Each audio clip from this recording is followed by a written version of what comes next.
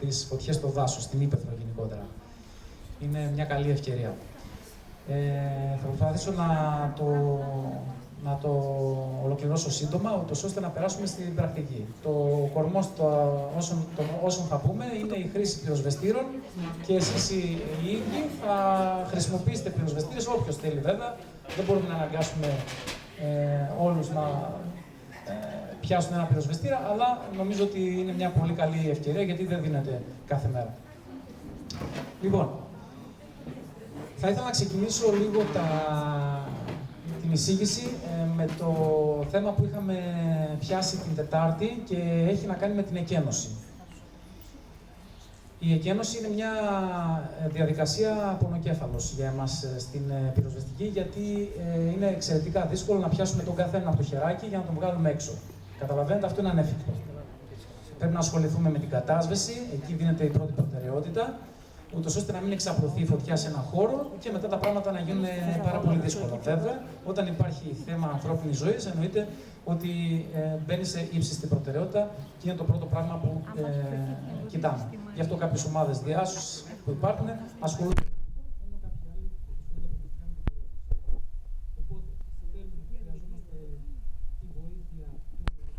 Που βρίσκεται σε ένα χώρο και γι' αυτό θα πούμε 2-3 βασικά πράγματα που πρέπει να προσέχουμε όταν επισκεφτόμαστε χώρους συνάθρησης κοινού και γενικά όπου συνοστίζεται, δηλαδή μαζεύεται αρκετός κόσμος, όπως είναι τα κινηματοθέατρα, τα νοσοκομεία, διάφορες αίθουσες εκδηλώσεων, συνεδριακά κέντρα και τα κέντρα διασκέδασης φυσικά που πηγαίνουμε.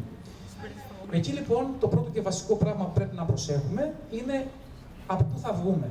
Δηλαδή όταν μπαίνουμε σε ένα χώρο πρέπει πάντοτε να ξέρουμε από πού θα φύγουμε και όχι από την είσοδο αποκλειστικά που μπήκαμε. Υπάρχουν και εναλλακτικές οδεύσεις διαφυγής όπως τις ονομάζουμε και αυτές είναι χρήσιμο να τις γνωρίζουμε με το που μπαίνουμε μέσα στο κτίριο. Πηγαίνουμε σε μια δημόσια υπηρεσία για παράδειγμα ή σε κάποιο άλλο χώρο να διεκπαιρεώσουμε μια δουλειά μας. Εκεί μπορούμε κατά τη διάρκεια της αναμονής να κάνουμε μια ανίχνευση του χώρου και να δούμε πού αλλού υπάρχουν πόρτες για να διαφύγουμε. Πού οδηγούν αυτές οι πόρτες? Οδηγούν σε κάποιο κλιμακοστάσιο, αν είναι καθύψω στο κτίριο. Αν είναι ένας όροφος, στο ισόγειο για παράδειγμα, υπάρχουν πόρτες που οδηγούν έξω απευθείας στον ελεύθερο χώρο. Αυτό είναι κάτι πάρα πολύ σημαντικό. Υπολογίστε ότι σε περίπτωση έκτακτης ανάγκης, μια πυρκαγιά, ένα σεισμό, μπορεί να γίνει διακοπή ρεύματος και να κλείσουν τα φώτα, οπότε θα είναι ακόμα πιο δύσκολο να βρούμε την έξοδο. Εντάξει, υπάρχει φωτισμός ασφαλείας, πολλές φορές όμως μπορεί και αυτός να μην λειτουργήσει ή να μην έχει επαρκή φωτισμό. Έτσι. Από την νομοθεσία προβλέπεται ότι ο φωτισμός πρέπει να είναι επαρκής για να μπορεί κάποιος να βλέπει και να δει τις εξόδους με τα πράσινα συμβολάκια που λέει exit και τα ανθρωπάκια που δείχνουν το σύμβολο της διαφυγής. Επίσης, σε χώρους όπου υπάρχει κάποια εκδήλωση, συνήθως βραδινές ώρες, σε ένα κέντρο διασκέδασης, σε κάποιο κινηματογράφο, και εκεί θα είναι αρκετά δύσκολα τα πράγματα. Θα είμαστε αρκετοί άνθρωποι, ο καθένας θα θέλει να διαφύγει. Δυστυχώς έχουμε θρηνήσει πολλά θύματα σε κάποιες άλλες χώρες, αλλά δεν ξέρουμε αύριο μεθαύριο τι μας ξημερώνει και δεν ξέρουμε αυτό το φαινόμενο πώς και πού μπορεί να επαναληφθεί. Και μιλάω για κέντρα διασκέδασης όπου άνθρωποι δεν μπόρεσαν να διαφύγουν γιατί συμπιέστηκαν στην έξοδο, παστώθηκαν στην κυριολεξία και έμειναν αβοήθητοι, με αποτέλεσμα εγκλωβίστηκαν και έτσι στη συνέχεια κάηκαν. Ας φροντίσουμε να μην συμβεί αυτό στη χώρα μας, να μπορούμε να διαφύγουμε, γιατί αυτοί οι άνθρωποι δεν γνώριζαν που είναι η εναλλακτική όδευση. Πήγαν να φύγουν από εκεί που είχαν μπει και αυτό ξέρανε μόνο. Σίγουρα όταν πάμε σε ένα κέντρο διασκέδασης, δεν μας ενδιαφέρει να κοιτάξουμε αυτό το πράγμα, είναι το τελευταίο που ασχολούμαστε. Και έγινε ένα παράδειγμα προχτές εδώ πέρα, βγήκανε κάποια καρεκλάκια έξω, αρκετά χαλαρά, με ένα χαλαρό ρυθμό. Δεν ενδιαφέρε στους πρώτους που βγήκαν, το είχα πει, τι θα κάνουν οι τελευταίοι. Το ίδιο γίνεται και σε ένα χώρο που εκενώνουμε. Φεύγουμε. Γρήγορα να βγούμε προς τα έξω όχι να ποδοπατηθούμε, με τάξη, αλλά γρήγορα. Δεν χαζολογούμε, να βγούμε προς τα έξω και να μην κολλήσουμε ακριβώς έξω από την έξοδο, αλλά να απομακρυνθούμε πέρα μακριά, ούτως ώστε όλοι όσοι έρχονται από πίσω να μπορούν να φεύγουν. Έτσι. Σωθήκαμε, βγήκαμε έξω, αλλά μας ενδιαφέρει να σωθούν και οι υπόλοιποι συνάνθρωποι μας. Εντάξει. Πάει αυτό.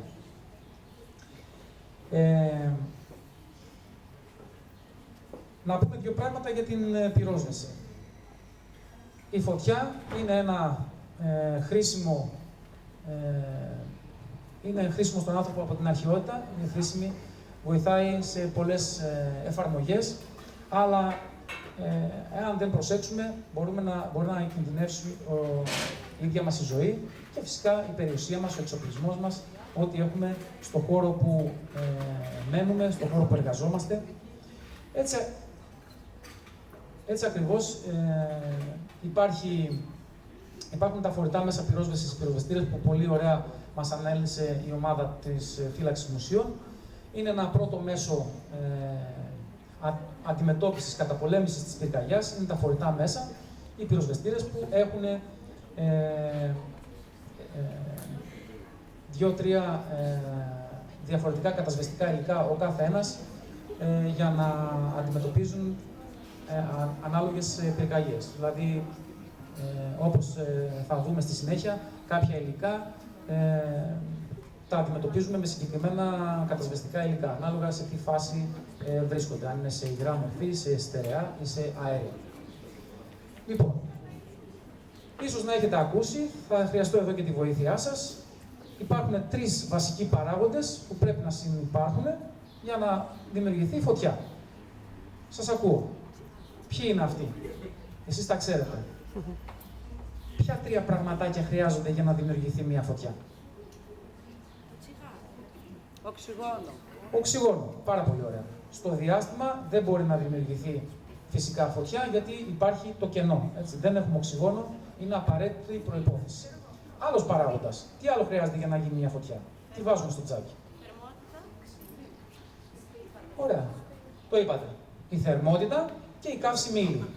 Άρα λοιπόν, οξυγόνο, θερμότητα και καύσιμη ύλη, απαραίτητοι 3 παράγοντες για να δημιουργηθεί φωτιά.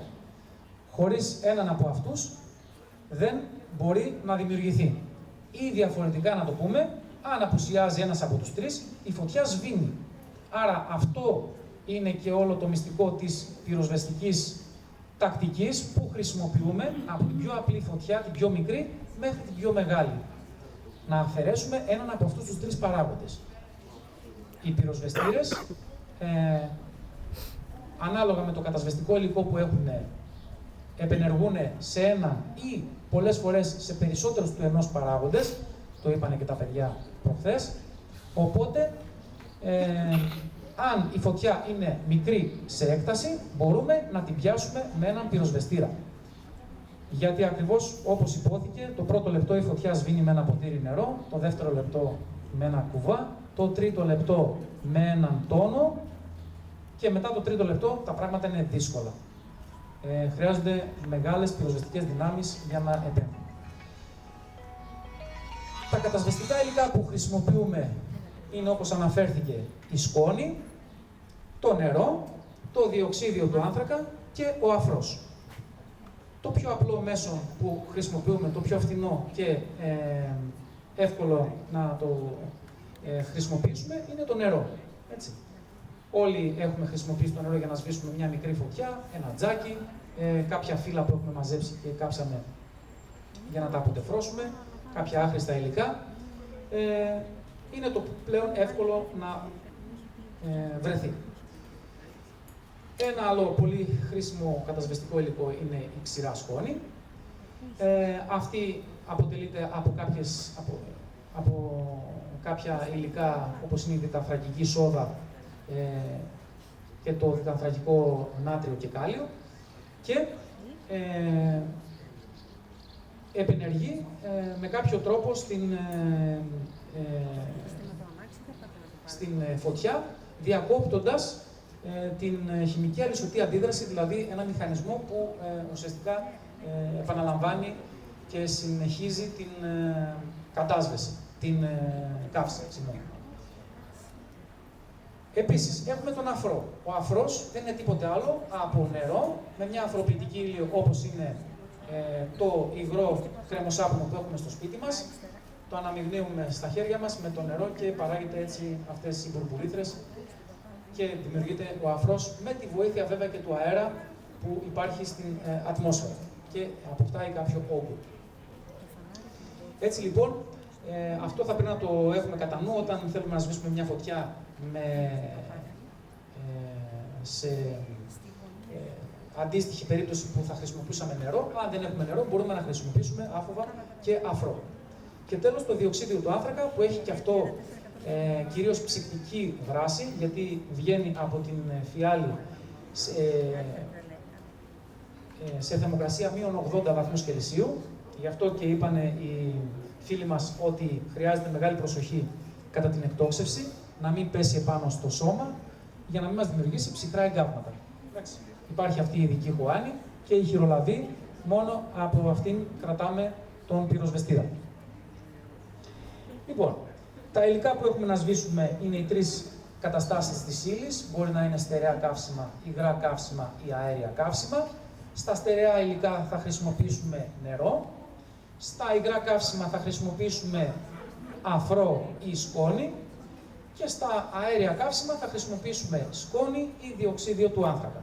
Υπάρχει και μια τέταρτη κατηγορία πυρκαγιάς ή πυρκαγιές μετάλλων, όπως είναι το κάλιο, το νάτριο, το ζυρκόνιο, ο φωσφόρος, το μαγνήσιο, το αλουμίνιο, τα οποία υπό μορφή ρινισμάτων ή σκόνης καίγονται.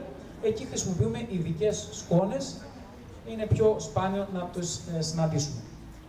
Αυτό που θέλω να μας μείνει από αυτή την παρουσίαση είναι ότι από τη στιγμή που αντιλαμβανόμαστε ότι η πυρόσβεση είναι εφικτή με έναν πυροσβεστήρα ή με 2-3 πυροσβεστήρες αν έχουμε στο χώρο, παραμένουμε και κάνουμε πυρόσβεση. Διαφορετικά εγκαταλείπουμε το χώρο και αφήνουμε τη δουλειά να την κάνει η πυροσβεστική. Αν αποφασίσουμε να κάνουμε κατάσβεση, τότε θα πρέπει να σκεφτούμε 2-3 βασικούς κανόνες. Ο πρώτος είναι ότι η φωτιά θα πρέπει να είναι, μάλλον ο αέρας θα πρέπει να βρίσκεται να έρχεται από τη μεριά της πλάτης, ούτως ώστε ό,τι σβήνουμε, τα προϊόντα της φωτιάς να φεύγουν μακριά και να μην έρχονται κατά πάνω μας, για να μην έχουμε φυσικά αναπνευστικά προβλήματα και παρενέργειες. Το δεύτερο που πρέπει να προσέχουμε είναι να στοχεύσουμε στη βάση της φωτιάς. Αυτό θα το δούμε και στην πρακτική που θα κάνουμε.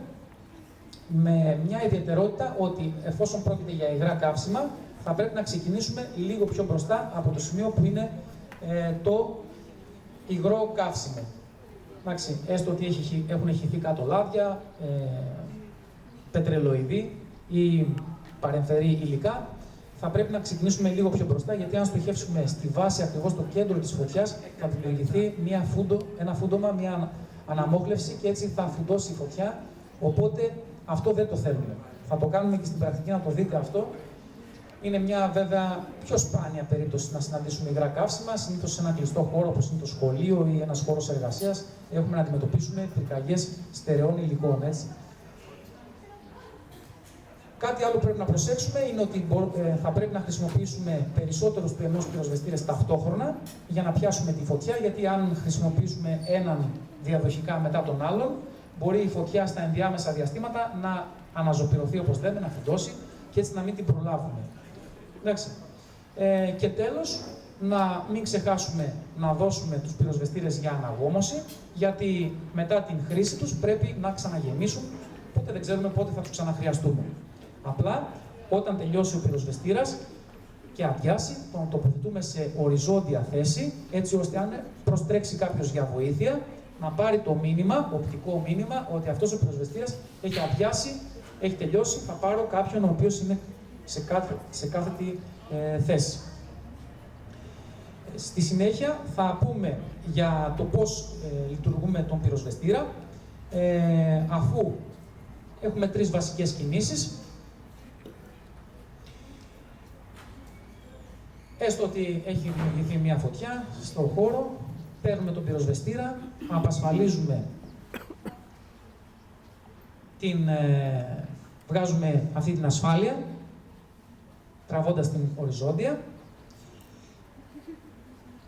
Αφαιρούμε τον ελαστικό σωλήνα από μια βάση που υπάρχει συνήθως. Εδώ αυτός ο συγκεκριμένος πυροσβεστήρας δεν έχει τη βάση. Τον αφαιρούμε και στη συνέχεια στοχεύουμε στη βάση της φωτιάς.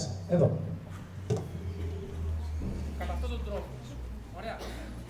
Απλώς, πριν αρχίσουμε να ρίχνουμε το κατασβεστικό υλικό, θα πρέπει να κάνουμε μια δοκιμαστική λειτουργία δίπλα μας για να δούμε αν βγαίνει όντως το υλικό. Μπορεί για κάποιο λόγο να έχει χάσει την πίεσή του ο πυροσβεστήρας ή να έχει πάρει υγρασία και να έχει πετρώσει μέσα η σκόνη, αν πρόκειται για πυροσβεστήρα σκόνης. Και έτσι κάνουμε μια δοκιμαστική λειτουργία, ούτως ώστε να δούμε ότι όντως βγαίνει το κατασβεστικό υλικό.